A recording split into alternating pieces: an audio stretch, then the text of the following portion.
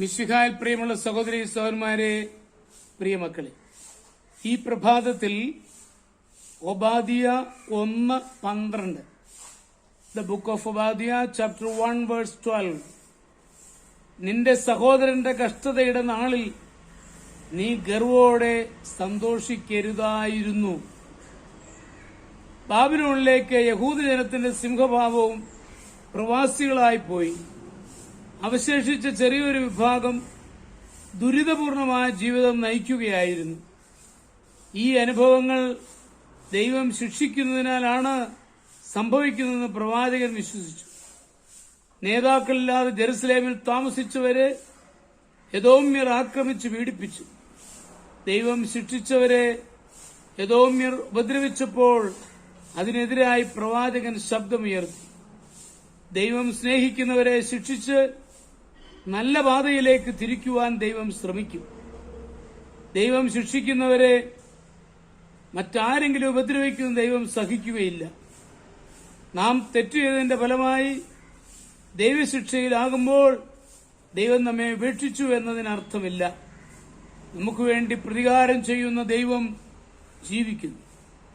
ദൈവം സ്നേഹിക്കുന്നവരെ തക്ക സമയങ്ങളിൽ ശിക്ഷിക്കുകയും ചെയ്യും. തെറ്റു ചെയ്യുന്ന മകനെ സ്നേഹിക്കുന്ന പിതാവ് ശിക്ഷിക്കും. എന്നാൽ മറ്റൊരാൾ മകനെ അപമാനിക്കുകയോ ഉപദ്രവിക്കുകയോ ചെയ്യുവാൻ ആ പിതാവ് സമ്മതിക്കുകയില്ല. സ്വർഗസ്ഥനായ പിതാവും തന്റെ മക്കളെ ശിക്ഷിച്ചേക്കാം, എന്നാൽ അത് പറഞ്ഞ് രസിക്കുവാൻ ദൈവം മറ്റാരെയും അനുവദിക്കുകയില്ല. ദൈവം അടിച്ചവരെ വീണ്ടും അടിക്കുവാൻ ആർക്കും അനുവാദമില്ല.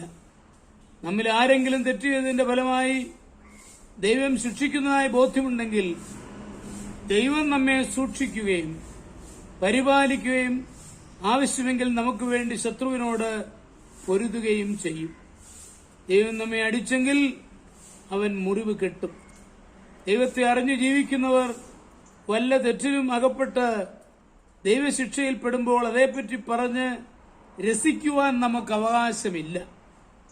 ആരെയെങ്കിലും ദൈവം ശിക്ഷിച്ചു എന്ന് പറഞ്ഞ് ആഹ്ലാദിക്കുവാൻ നാം ഒരുങ്ങരുത്. ദൈവം ശിക്ഷിച്ചവനെ നീ വീണ്ടും വിധിക്കരുത്. നമ്മുടെ കർത്താവ് ഈശോ മിശിഹായുടെ കൃപയും പിതാവായ ദൈവത്തിന്റെ സ്നേഹവും പരിശുദ്ധാത്മാവിന്റെ സഹവാസവും പരിശുദ്ധ അമ്മയുടെ മധ്യസ്ഥതയും നിങ്ങളെല്ലാവരോടും കൂടി ധാരാളമായിട്ടുണ്ടായിരിക്കട്ടെ, എപ്പോഴും എപ്പോഴും എന്നേക്കും. ആമേൻ.